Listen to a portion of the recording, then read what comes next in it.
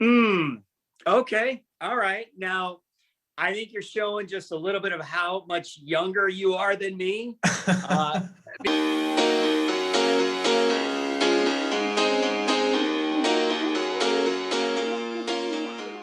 Here we go. Recorders on. Time for another episode of Cash's Top 5, and I'm very excited for today. Jim O'Brien joining me today. Very busy guy. Thank you for taking the time to do it, Jim.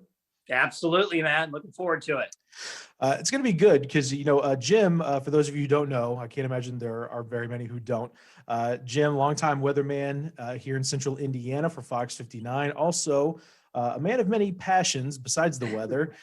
He enjoys automotive restoration. Also, pop culture fanatic. The famous whiteboard you have there in the studio when you're doing the news usually has a quote on it, usually from a movie, and usually a movie from the 80s, which I know we're both very passionate about. So today, a perfect top 5. Jim O'Brien, we're going to rank our top 5 80s movies of all time. All right. I got my list. And I mean, look at this thing. I mean, I highlighted everything. So I did ready homework to go. for it. I did. Well, now there's a distinction we need to make because, and we were talking about this beforehand, technically, just because a movie came out during the decade of the 80s, it may not necessarily be considered an 80s movie. It may not.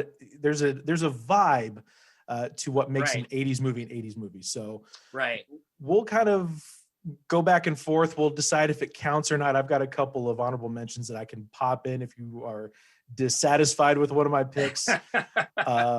I've got so many movies. That decade was incredible. That was the highlight of, I was a teenager then. All these movies were incredible. Well, that's going to be the nostalgia part of it. I think you grew up, you probably saw a lot of these movies in the theater. I'm more of a 90s kid. So some of them I got to love growing up just like you did. Others might have missed me and I saw it a little later on. So yeah, we'll get into it. Top 5 80s movies. Jim, go ahead and kick us off. What do you got at number 5? Okay, number 5. Now, again, I had total 80s, which was one section. Then I went blockbuster 80s. So I'm going to stick with the blockbuster 80s, but I might actually bring a couple over from the total 80s movies as well. So for number 5 in blockbuster 80s, I will go with Ghostbusters. Okay. I know it seems a little odd, but that was a huge. First of all, you got to kind of tie in the music too, and that became such a huge song as well. And then just the idea of some of these great guys from Saturday Night Live coming in and putting a movie together, like Bill Murray, Dan Aykroyd, and then who are you going to call? Ghostbusters. So I actually put number 5 as Ghostbusters as one of my blockbuster 80s. Again, the 5th one, not the best one on that list. Now, how's the rewatchability factor for you in Ghostbusters? Is it one that if you see it on, you got to watch it? You can watch it, every few years. If your kids come of age, you want to show it to them as well, or is it you just appreciate it because it's so iconic? I think it's a combination of both. My kids can actually watch that. Some of those 80s teen movies are, where my kids are at. I don't think I want them to quite see Revenge of the Nerds or, some of those movies, even like 16 Candles, those kind of play into maybe a little bit too much for my young teenage girls. But those are movies I hope they do watch down the road. But I think Ghostbusters just was a funny movie. It had great music to it, and it had some of the real iconic Saturday Night Live comedians that came together to put this movie together. So that's the reason why I put it as my fifth best. That's a good one to kick us off. I've got a couple of thoughts on iconic songs from 80s movies. I won't get into it now because I don't want to spoil our lists in case it comes up down the road. But I've got one that I think is probably my all-time, which could, again, be probably another list we can do down the road, 80s songs. We literally could go an hour on all these. Yeah. My number 5 for you, maybe kind of a cheat, because I don't know. This is where I want to get your approval or disapproval of. Okay. If it's an 80s movie, because it's not set in the 80s, but I think it's undeniable that it's an 80s movie. My number 5 for you is Stand By Me. Okay. It's a good one. I mean, that is, I think that's a total 80s movie. I know it's set back almost kind of period correct, probably the 60s. Great music, very young actors that, were just starting to kind of get their, their names out there. And of course, we had, what was it, River Phoenix, I believe, was one of those in Stand By Me, who ended up passing away. But there were a lot of good actors that actually took off from there with Stand By Me. Great music, great movie, great meaning. And really, as a kid, that's what you did, at that age. If it's 60s or even the 80s, you hung out with your friends, you went on railroad tracks, you went on adventures. I had a big woods behind my house growing up in the 80s, and my parents never saw me in the summertime until like they would yell from the back porch. That's a good one. And I think that's one that really stands the test of time, probably more than Ghostbusters. That's one that is kind of one of those pieces that it doesn't matter what decade it is. You would sit there and watch it and lock into it. Yeah, it's a good one. I think so. I think there's a universal message there of, when you get to become an adult, you tend to, you have such little time, especially when you have kids, and this, sometimes you're not necessarily stuck, but you become friends with the parents of your kids' friends or your coworkers that you work with. But literally there's nothing like those 12, 13-year-old friendships from when you're a kid growing up, riding bikes and getting dirty, like you said. I hope that our more indoors younger generation now with tablets and screens and stuff can find ways to go out and get into those adventures, because that's what really makes a great story. And I'm glad that you approve of it, because I was going to say, hey, it may not be set in the 80s, but it's got Corey Feldman. I don't think he gets more 80s than that. So. Yeah, I know. He's got quite a list. The Goonies, I think that was in the 80s. That might be on your list. I'm not sure. Yeah. What was the other one? The vampire movie that he was in. He wasn't a vampire, but Lost Boys. Another good one. And I think that's another 80s movie as well. So yeah, he was definitely just kind of getting into his acting career as well. It's a good movie. That's a good choice for number 5. Thanks, man. You had Ghostbusters at number 5, pretty iconic for the entire decade. Right. Jim, what do you got at number 4? Okay, I'm going to go with number 4, Back to the Future. So another movie that two was heavy a blockbuster. hitters. And that's another one that may have not been set in the 80s at one point. I mean, there was 80s in that, but then there was, future, and then there was going back into the 50s. Michael J. Fox, phenomenal actor. Just a great concept. I believe that was Steven Spielberg who did that movie as well. So, I mean, these are just, one of those other great movies, had great music to it. A bit of a love story, and kind of this whole kind of going back and forth, trying to keep up with the flying car. I mean, come on, DeLorean. I mean, is that not 80s? And then, of course, and then that went off to just, continue to make more movies through the 80s and the 90s. So they may not have been as good, but certainly that first one was phenomenal. Oh yeah, absolutely. And I feel like if you're going to make a movie poster, or if you're going to any kind of documentary that talking about 80s movies, are going to start and end with your first two. I mean, you have Ghostbusters, you have Back to the Future. Could you go anywhere in the 80s and not see Ghostbusters or Back to the Future merch? I mean, lunch boxes and t-shirts and stickers. I mean, that was everywhere. Yeah. And that was a whole part of that whole genre. I mean, just the 80s just seemed to be that way, where everything was labeled as, you've got to go see this movie. I remember when it came out, and then of course when it was released on VHS, when you actually went to like Blockbuster, you would rent that and watch that over and over and over again. And just one of those where it's another one of those movies, very kid friendly, that you could watch at my age, 12, 13, 14, even 10, 11, 12, 13, 14, where you could watch it. And it wasn't one of those movies nowadays. There's a lot of movies where it kind of pushes the envelope on what kids should really be watching.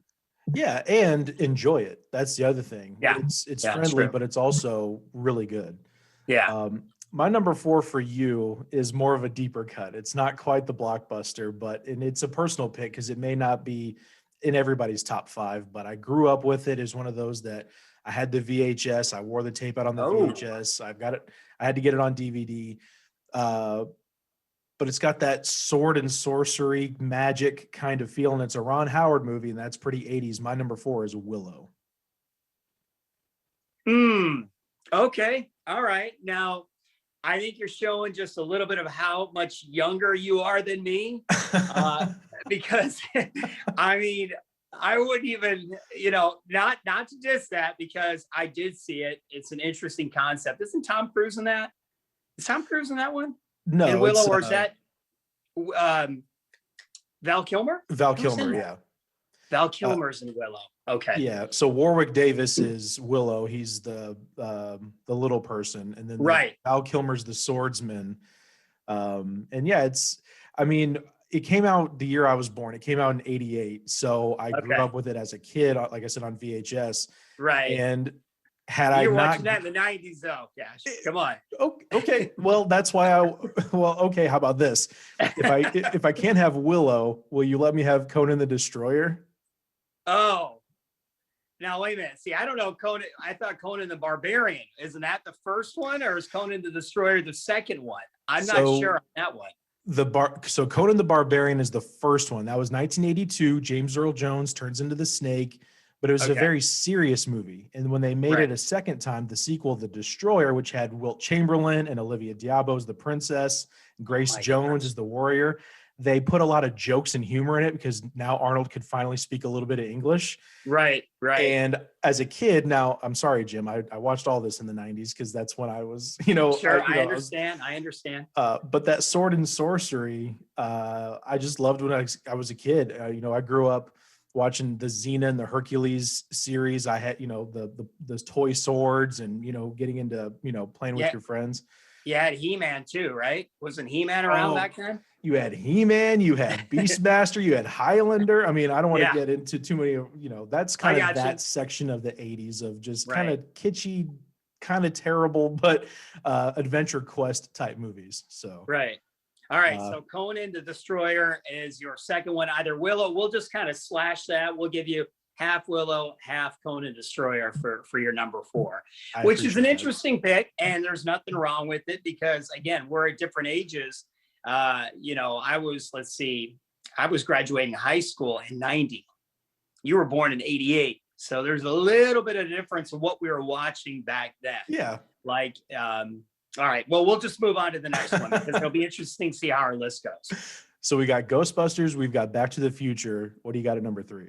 Okay, so number 3, and this was a blockbuster, okay? E.T. So that's one that my kids do not get into. They are not a big fan of E.T. I cried at the movie theater when I saw that. I mean, I wanted to be Elliot. I wanted Reese's Pieces. I wanted a bike that flew. It just encompasses so much as a young child, divorced family, had that as an 80s kid, searching, for who you are, friends, finding a friend that's an alien, and then having this heartwarming story. Drew Barrymore was phenomenal in that. I mean, just that just wraps up what I would have wanted as, in a little sense of a childhood, as something like that, something that grand. And I definitely, that's 3. That could be even higher up on the list, to be honest, at least in my heart. I've tried to watch with my kids. They're like, yeah, okay, it's an alien. I'm like, don't you feel that, when he's sick and then the flower's dying and then it comes back, and they're like, yeah, okay, whatever. See, Dad. That's the problem with kids, man. We might be a different generation, but I feel like we're both old and crusty, because to them, an alien they've seen Avatar, they've seen the Avengers. So right. If you take them back a bit, you're like, no, you got to realize that this was in the zeitgeist. I mean, everybody was talking about this movie. Yeah. I mean, it was huge. It still is, Yeah. But you can't bat 1,000. All of that, all of the props and things that were sold, Reese's Pieces probably went, I don't even think that candy was out. That was kind of like a tie into that movie. Mm-hmm. Like it may have just came out. So the marketing for that, you probably had a lot of branding happening within that movie as well, which was something that was kind of new with movies. The special effects back then were incredible. And then on top of that, of course, you had, you had the alien. Everybody wanted the ET little doll, with the little heart, Yep. So, I mean, it takes me back. And no doubt that was one of those that just blew me away at the movie theater. So what you need to do, Jim, is make your girls watch Mac and Me and then watch ET, and they'll appreciate how good ET is after they watch Mac and Me, which is a terrible alien movie, which is basically just one long McDonald's commercial. Okay, so I was going to say I've never seen Mac and Me.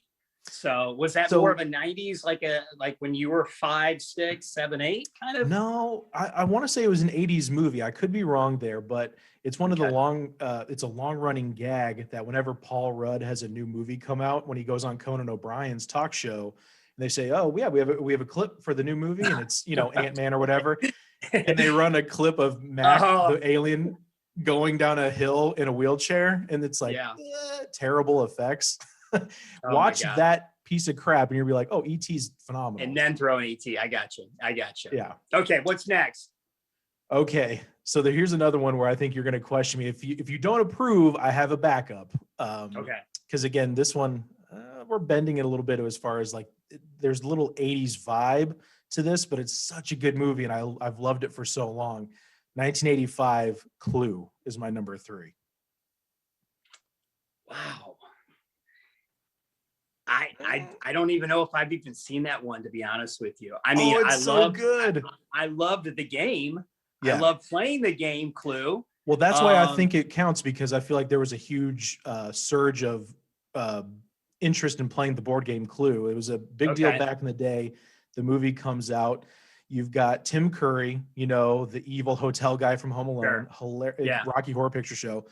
Hilarious. He plays the butler. You've got all the characters. You've got Mr. Green is Michael McKean from Spinal Tap, 80s icon. My gosh, yeah. Eileen Brennan. It's so funny. And what I love about it is it's got 3 different endings.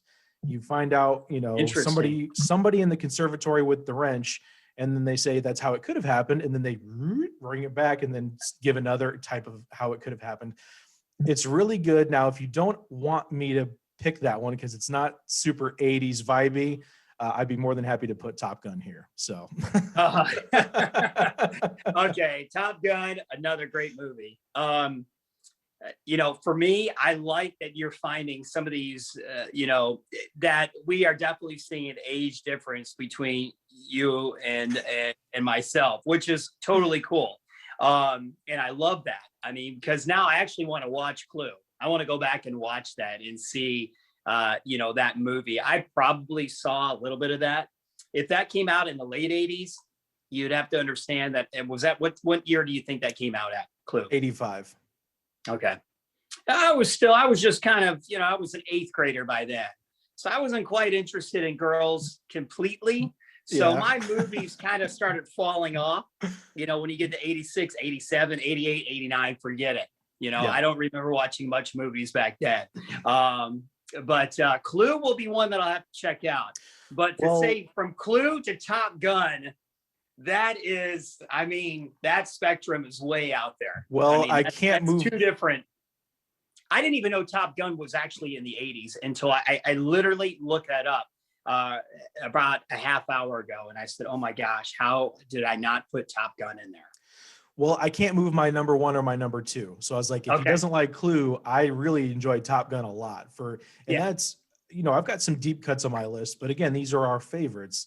Right. That one is a blockbuster that for sure registered because, that's Tom Cruise on the bike with the leather jacket. That's as cool as it gets. But who did not want to be Tom Cruise? Oh, who still doesn't want to be Tom Cruise? The guy hasn't aged. Yeah. He's got Maverick coming out in the spring or in the summer now. They had to put that on hold because of COVID.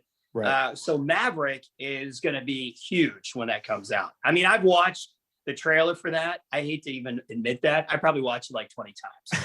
But that's who I am. I wanted to be Tom Cruise. I had the leather jacket with the fur around the collar.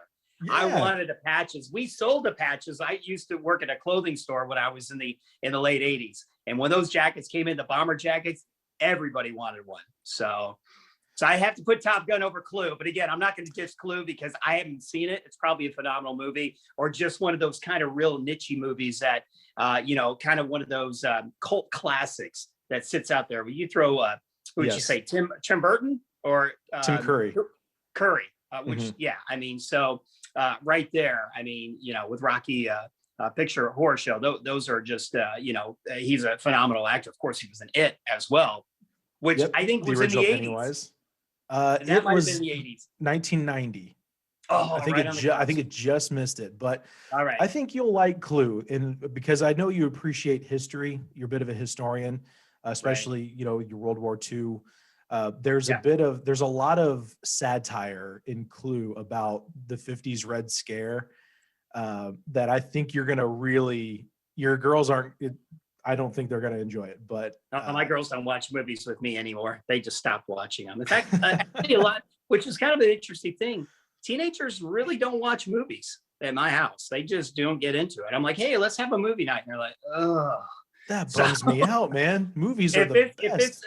If it's 30 minutes, they're good. Now, they love to binge watch like The Office, which I just crack up about. So at least we have that in common, but a lot of movies, they don't get into it. So, all right, let's get on to number 2. And I'll accept Clue and Top Gun as another slash. All right. Okay, good. So, and again, so we're on number 2, correct? Yes. Okay. Raiders of the Lost Ark.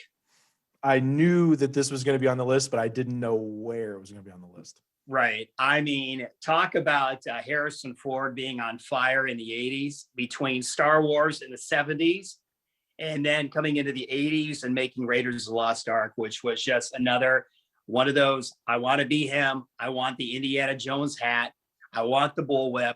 I want to go on adventures. I want a big, you know, ball rolling down in the cave coming after me as I'm hunting for gold treasure. I mean, these are iconic movies that if they're on, you got to lock into them. Now, I mean, the special effects, Steven Spielberg, again, I mean, he was just on fire in the 80s. He really was. Yeah. You know, I don't want to disappoint you, but I don't want to lie to you either. I hadn't seen the indie movies until much later in life. Yeah. And it was one of those where I'm like, okay, I will watch it out of respect. I understand the nostalgia is not going to be there, but I want to watch. And they're really damn good. It doesn't matter. Like, they hold up. And what's funny is my Uncle Phil, he's one of those that if it's on TV, it's on. He's watching it all the way through. He's a huge Indiana Jones fan. Well, I was visiting him recently within the past year or so. And to me, I knew Temple of Doom.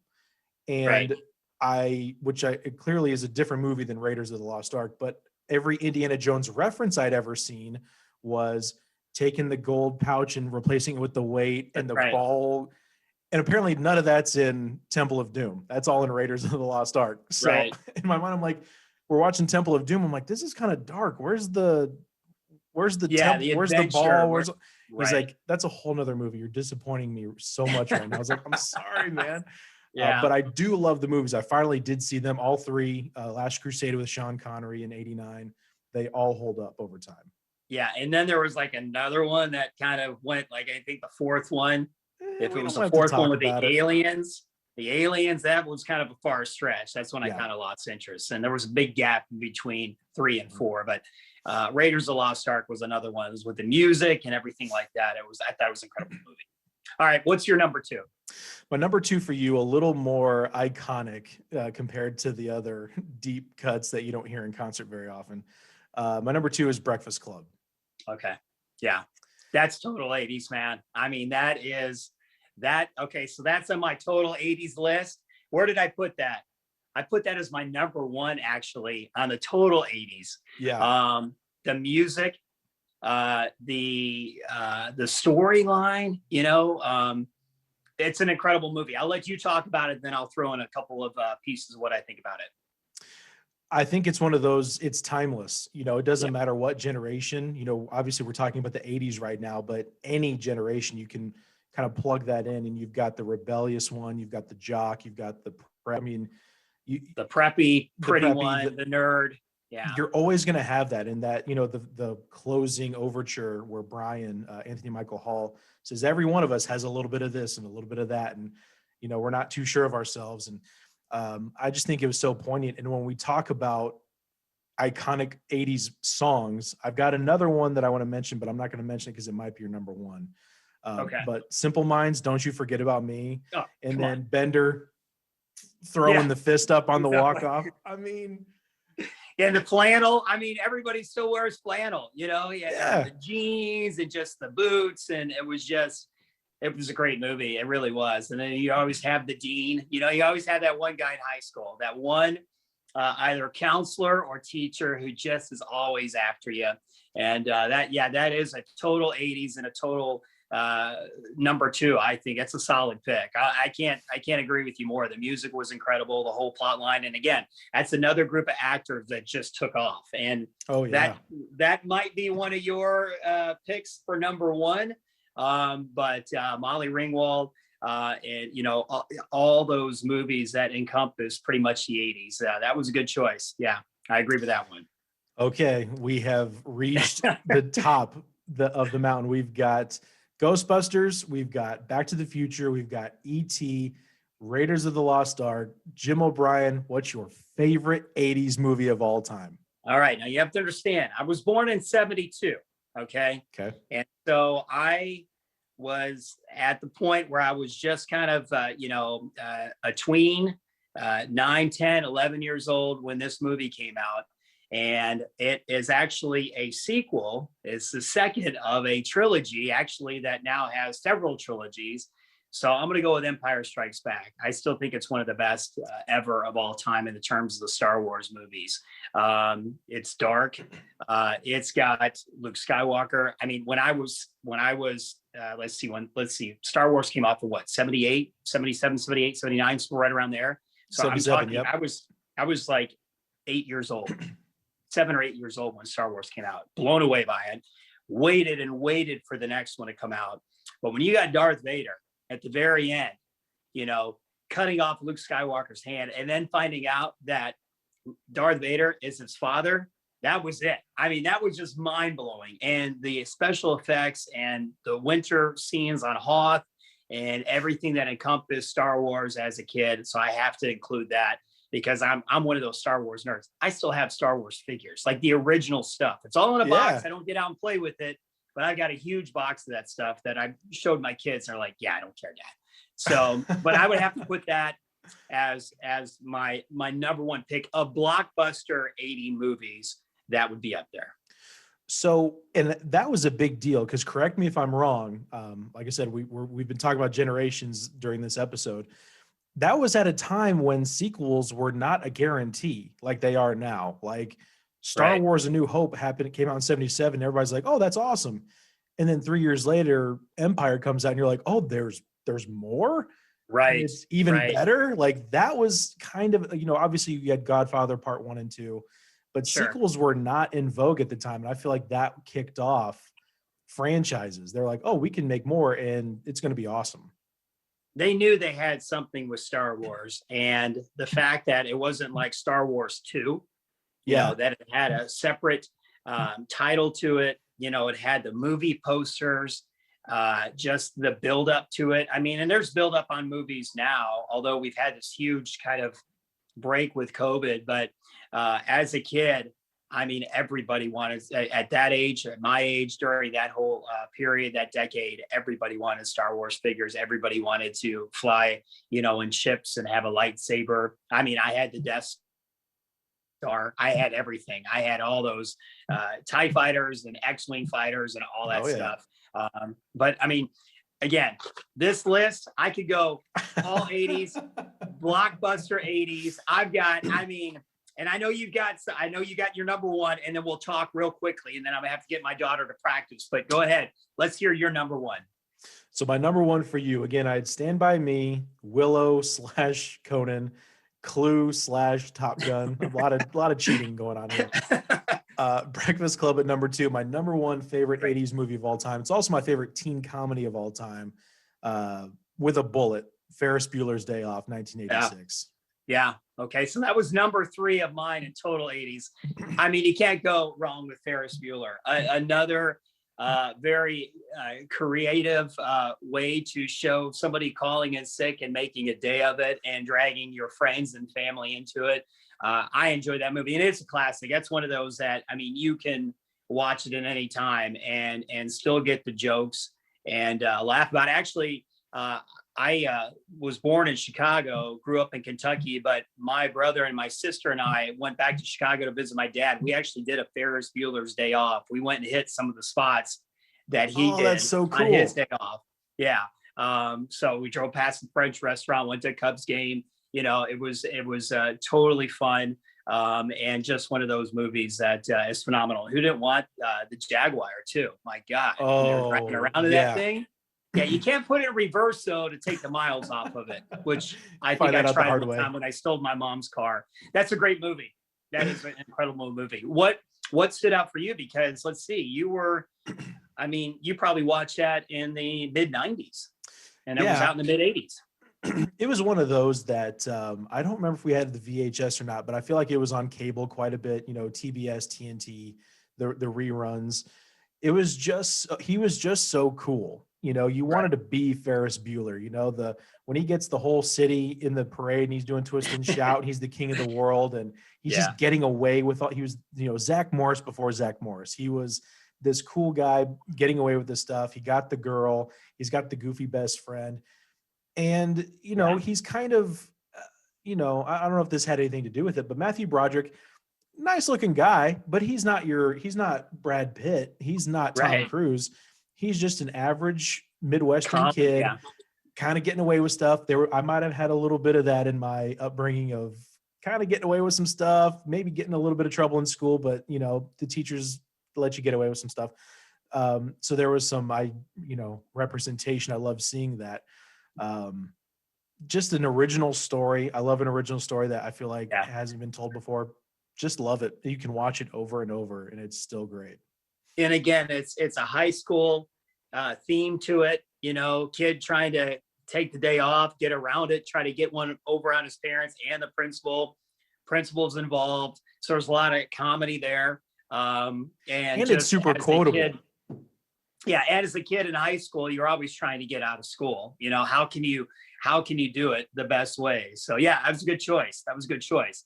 All right, we gotta talk about some of the movies that we completely didn't even mention. I mean, I have to because I feel guilty. All right, so I'm gonna put some names out here. Okay, and these are some of the movies that I put in that just missed. So, which would have been huge. And okay, so we're talking about Home Alone, which hit in 1990. I wasn't a huge fan of it, but it was a huge movie, and it's still huge to this day. I mean, kids absolutely love it. It's timeless. If you were born in the 70s, 80s, 90s, you know, the 2000s, kids love that movie. But it hit at 1990, so that one's out of the list. Honorable mentions: Terminator, Die Hard, Platoon, which was an incredible movie. But I didn't really get to enjoy that until I got a little bit older after being in the military, that I understood a little bit more about Platoon, which was a phenomenal movie. And then cult classics: Scarface. How do we not have Scarface in there? Raging Bull. And then here's two, okay, that I absolutely love and I use on the whiteboard a lot: Animal House and Airplane, all in the 80s. You can't tell me the 80s weren't phenomenal. So Animal House, I believe, was 78. So did it miss? Just as a point of contention, but Airplane, I had written down, it's 1980. So quotable, so funny, and still holds up. I mean, it's classic. In the same year, 1980 was a great year for movies, by the way. We didn't even talk about, The Shining, which isn't necessarily considered an 80s movie, but when we're talking 80s, you have Airplane, but you also have Caddyshack. I mean, come on. I forgot that one. Well, there's one I cannot believe you did not include. There's two of them, technically. I can't believe you didn't include. If it's a sports movie, it's not. A sports movie? Okay, it's not. All right, good. All right. I cannot believe you did not include Vacation or Christmas Vacation. Because when I think of those quotes, I think of your whiteboard and Jim O'Brien. I really do. Like, serious, Clark? Come on, man. Oh my gosh. How did I overlook those? That's when I think of iconic 80s songs for movies, Holiday Road for Vacation. Right. Yeah. Look, Russ. The best. Can't see the lines, can you? I mean, that scene in Christmas Vacation, I mean, I'm in stitches every time I watch that. I mean, literally tears coming down my eyes when Clark gets totally busted in the mall, checking what was her name? Mary? I can't Mary. remember. I mean, it was just, I mean, those movies, and Chevy Chase, again, another guy who kind of jumped from Saturday Night Live and did his own thing and was huge. Fletch, I don't know if that was in the 80s. That might have been more of an early 90s movie. But Fletch is 80s, yep. How do I forget Vacation? There's so many good ones, man. There's so many good movies out of the 80s. Yeah, I mean, we could have literally broke it down to sci-fi, comedy, dramas, yeah, blockbusters, total 80s, because really in the total 80s, Weird Science, 16 Candles, another great one, and then Fast Times at Ridgemont High. I mean, come on. So quite a decade, man. I was right in the thick of it and I had a blast. Yeah, absolutely. And I feel like even though I missed out physically being there most of the 80s, getting to appreciate the movies that kind of defined the era, that kind of captured that moment in time. I love that those are there because you get to enjoy it even if you weren't there the first time. Jim, thank you so much for taking the time. I know you got to get going. Real quick, Twitter, Facebook, Instagram. I know you're very active on social media. Where can people follow you? Where can they send you their hate mail for if you get the weather report wrong? Gosh, I'm not even sure what my handles are. I think Jim O'Brien Weather for Twitter, Jim O'Brien Fox59 Weather for Instagram. So just search those keywords and they'll find you. Just type in my name and I'll pop up somewhere on there. But where can we find your podcast? That's what I want to know. So it's a YouTube podcast for now, video pod. It's Kash on Air is the channel, and you can just search Kash's Top 5, and then there it is. Boom. I love it, man. Hey, I appreciate you having me on. It was a lot of fun. It was like going down memory lane. Absolutely. We'll do another one sometime soon. Jim, thank you so much, bro. I look forward to it. All right, buddy.